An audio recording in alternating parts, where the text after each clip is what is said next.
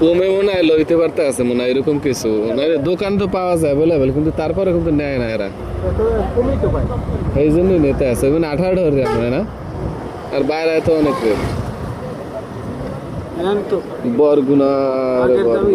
দেখছেন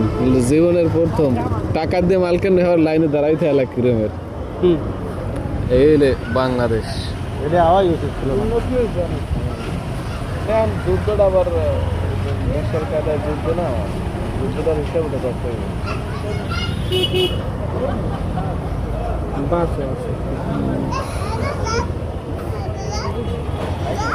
এই যারা লাইনে দাঁড়ায় সে এক পর্যায়ে হলে যে তৈল নাই মহিলা এনে মরতে আসছে বেশি দিন তো ভরি নেই নাকি